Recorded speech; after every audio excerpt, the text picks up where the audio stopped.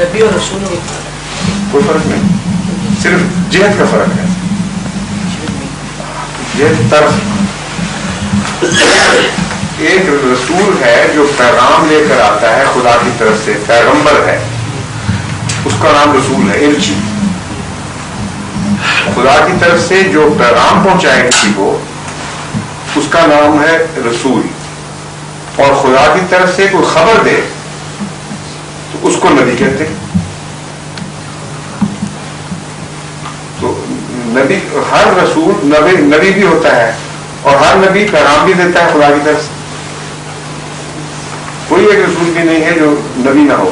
اس کا ثبوت قرآن کریم سے یہ ہے کہ جہاں ایمان کا ذکر ہے، ابھی ہم نے ایمان کی بات کی ہے، آمنت باللہ و ملائکتہ و کتبہ و رسلہ، کل آمن باللہ و ملائکتہ و کتبہ و رسلہ، یہاں کس کس کا ذکر ہے ایمان کا؟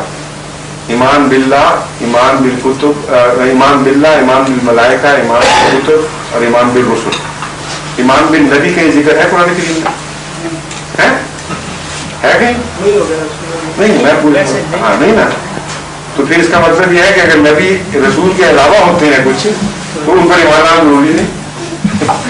سمجھ گیا نا پوائنٹ؟ اب ایک اور طرف سے دیکھیں، حضرت صلی اللہ علیہ وسلم کو قرآن کریم میں خاتم الرسل سے ہی قرار نہیں دیا، خاتم النبیین قرار دیا۔ اگر نبیوں کے علاوہ رسول ہوتے ہیں تو ان کے خاتم نہ ہوئے پھر آپ، اس کا مطلب ہے ہر نبی رسول بھی ہے اور ہر رسول نبی بھی ہے۔ ان دو آیتوں سے ثابت ہو جاتا ہے کہ ان دو کو آپ الگ کر ہی نہیں سکتے۔ جب خاتم النبیین کہتا ہے قرآن کریم تو تمام نبی، تمام رسول اس میں شامل، نبی کے لفظ میں شامل ہو گئے۔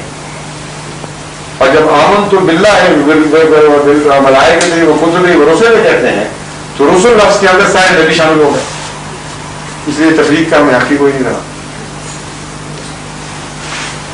پھر قرآن کریم میں لا نفرق بین احد من النبیین کہیں نہیں فرمایا، لا نفرق بین احد من الرسل فرمایا ہے۔ تو نبیوں میں تفریق کی اجازت ہے؟ کیوں نہیں؟ اس لیے کہ رسول ہی نبی ہوتا ہے۔